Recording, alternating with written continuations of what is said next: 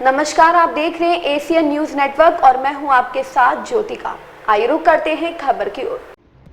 नानकमत्ता गुरुद्वारे के संत बाबा तरसेम सिंह की हत्या का शार्प शूटर पुलिस मुठभेड़ में ढेर। उत्तराखंड के उधम सिंह के नानकमत्ता गुरुद्वारे के संत बाबा तरसेम सिंह की हत्या का शार्प शूटर सुबह सवेरे भगवानपुर के जंगल में पुलिस मुठभेड़ में ढेर हो गया। देहरादून, हरिद्वार के अलावा कई जिलों की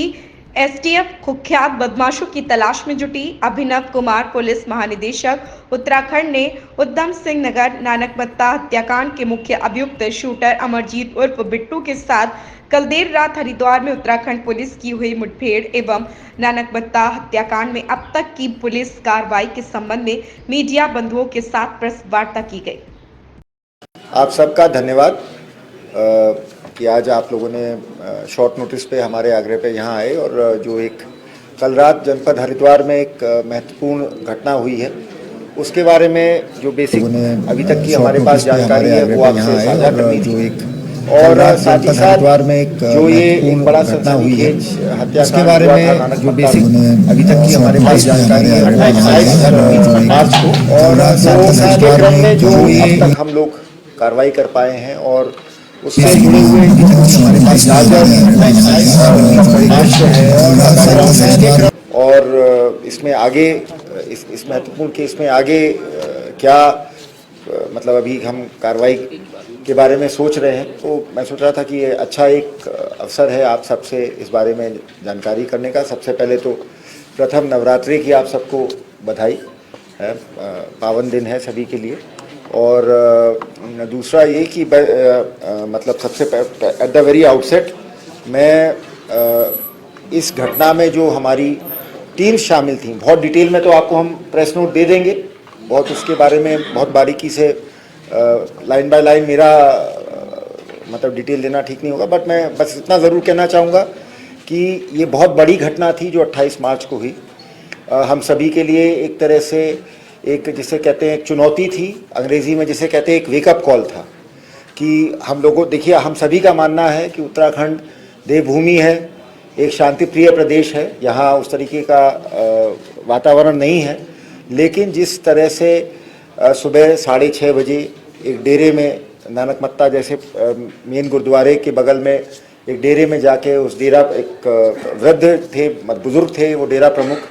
और सुबह 6:30 बजे जिस तरह से उनकी निर्मम हत्या की गई, तो ये हमारे लिए एक तरह से चुनौती थी।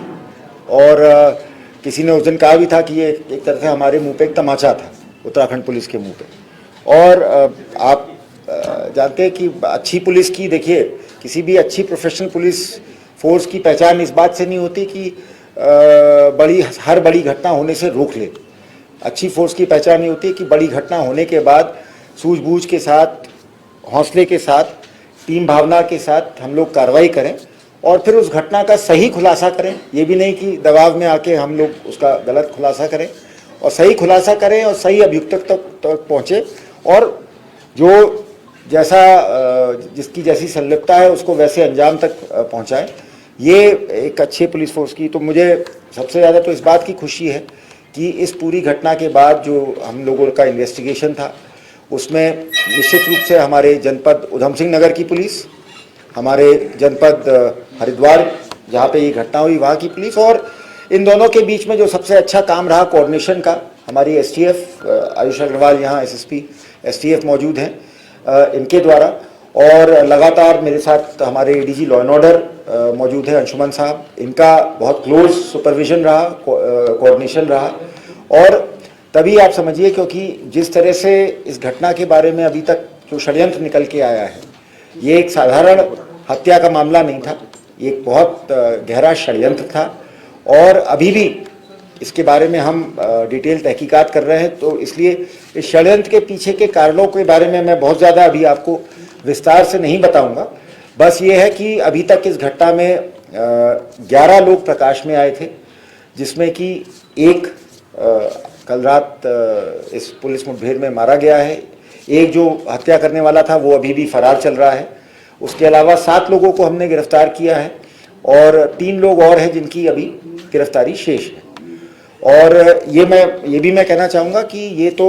जो एक इन लोगों से जुड़े हुए जो षड्यंत्रकर्ता थे उनके बारे में डिटेल है। इनके पीछे भी हमारा ऐसा मानना है और भी कुछ लोग थे जो एक्चुअल में इस घटना के सूत्रधार थे और उनके बारे में भी कुछ ठोस जानकारी मिली है। तो अभी ये मतलब मैं ये भी आप लोगों को बताना चाहूँगा कि ऐसा नहीं है कि इस मुठभेड़ के बाद और इस हत्यारे को मार गिराने के बाद हम मतलब हाथ पे हाथ धर के बैठ जाएंगे। अभी इस केस में हमें बहुत काम करना है, बहुत सारी लीड्स को इन्वेस्टिगेट करना है और कोशिश ये करनी है कि इस केस में जो हमारा इन्वेस्टिगेशन है और हमारी कार्रवाई है वो एक ऐसी नज़ीर बने कि आगे भी कोई इस प्रकार से बाहर के अपराधी या बाहर के ऑर्गेनाइज्ड क्रिमिनल्स हमारे प्रदेश में इस तरीके की सनसनीखेज घटना को अंजाम ना दे सके। तो ये मोटा मोटा मैंने बस बैकग्राउंड बता दिया। अब अगर घटना के बारे में आप लोगों को बेसिक जानकारी हम लोगों ने प्रेस नोट के माध्यम से दे दी है तो उसको मेरे ख्याल से दोहराने की आवश्यकता नहीं है, लेकिन ये ज़रूर है कि मैं और जब मैंने डीजी पद का कार्यभार संभाला था तो उस समय भी आप लोगों से बात हुई थी। तो आप में से कुछ लोगों ने कहा भी था कि पिछले कुछ दिनों से उत्तराखंड बाहर के अपराधियों की शरणस्थली बन गया है। जेल से कई सारे दुर्दांत अपराधी जो हैं वो अपना एक्सटॉर्शन का रैकेट चला रहे हैं। तो उस समय भी मैंने आप लोगों से एक बात कही थी और उसको मैं दोहराना चाहूँगा कि हम जो हमारे सभ्रांत नागरिक हैं, न्यायप्रिय नागरिक हैं, पर्यटक हैं, तीर्थयात्री हैं, उनके लिए हम अवश्य मित्र पुलिस थे, मित्र पुलिस हैं और मित्र पुलिस रहेंगे। लेकिन इस प्रकार के षड्यंत्रकारी दुष्ट अपराधी शूटर्स, पेशेवर जो किलर्स हैं, इनके लिए हम काल पुलिस बन के उभरेंगे और जैसा कि इस ऑपरेशन ने दर्शाया है।